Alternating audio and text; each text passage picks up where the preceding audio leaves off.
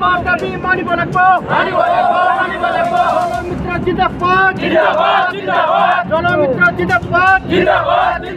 BJP go back BJP হাই হাই আমার ধর্ম আদায় দিবই লাগবো আমার ধর্ম আদায় দিবই লাগবো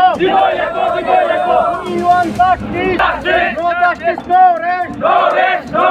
নো জাস্টিস নো রেস্ট যেখানে ধর্ণা কার্যসূচী রাখিছোঁ আমি বিগত আমি 10 মাসৰ পৰা আমি দৰমহা নাপাওঁ কোনোবাই দলমিত্ৰ আছে 14 মাস কোনোবাই আছে 15 মাস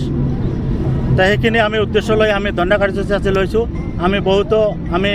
যিখন নতুন চৰকাৰ আহিছে আমি তাতো গৈছিলোঁ ভাগ্ৰামা মহলী ছাৰৰ তাতে গৈছিলোঁ আৰু আমাৰ বিভাগীয় যে আক্তাৰা বাইদেউ আছে PSC বিভাগ আক্তাৰা বাইদেউ তাতো গৈছিলোঁ আমাক খালি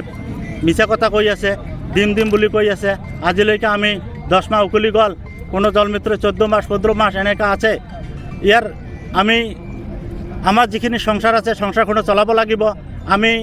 নিজে ভাগৰি পৰিছোঁ আমি আচৰিত খাইছোঁ যে চৰকাৰ আমাক লৈ খেলি আছে আমাক খালি প্ৰলোভন দি আছে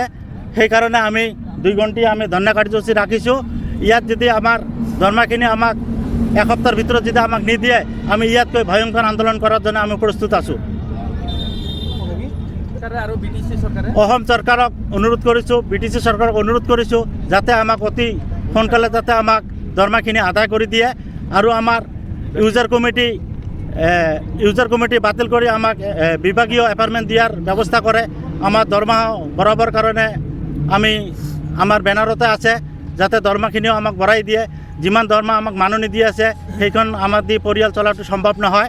সেইটো মই অনুৰোধ কৰিছোঁ